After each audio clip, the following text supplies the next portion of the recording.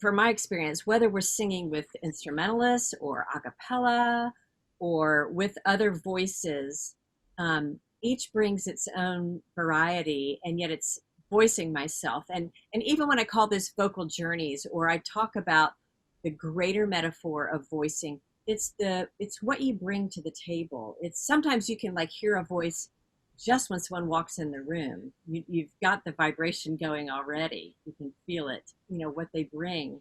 Hmm. um, you were you're kind of speaking to that as well, and I wondered if you maybe might talk about the difference for you working with ensembles or solo or band, or how does that vary for you? You know, not much, because to me, what again, one of the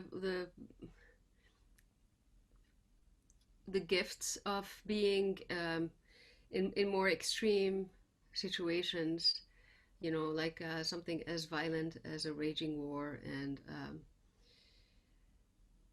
and witnessing,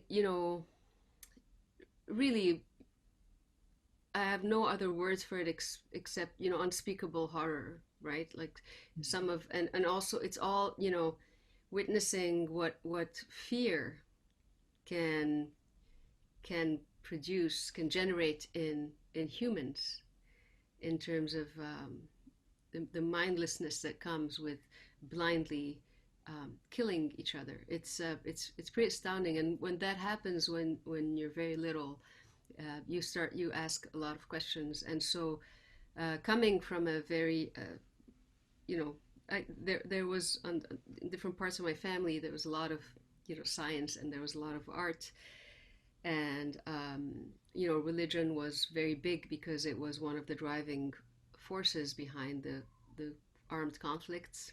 Sure. So I always felt like I came from very conflicting truths, and I had to make them work together.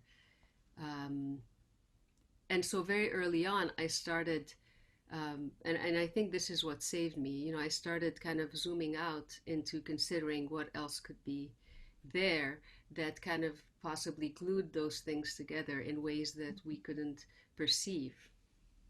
Right. And so what I learned was that whenever there's conflict, it just means that there's there or whenever pieces are there that feel like they don't fit, it just means that there are just pieces, other pieces that we haven't uncovered or understood yet.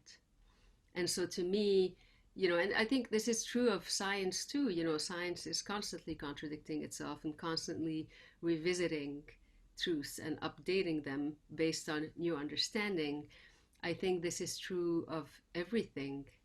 And so to me, I see everything as just being, and so vibration and, atoms and molecules and all of that is, it's just a magnificent and huge dance Mm. of, Mhm. of, of a sum of particles where Right. the whole is bigger than the sum of the parts.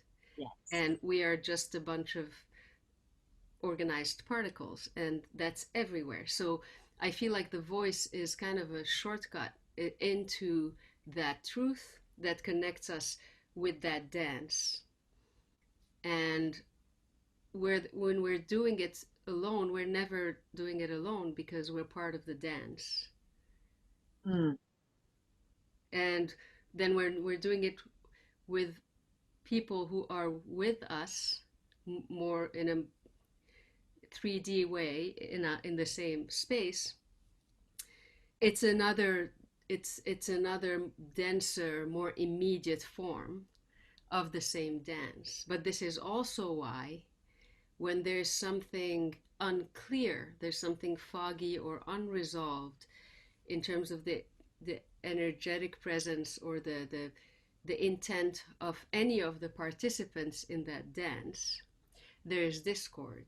And we see that when a bunch of musicians are playing together, Yes. we feel that right away. When a bunch of us are singing together, we feel that right away. And to me, the world is just that, to a million or billion, or and so to me, what brings about these global storms and wars and you know uh, these bigger crises are just the very you know scientifically provable outcome of different forces converging and diverging in ways that create that outcome, and we are all participants in those vectors.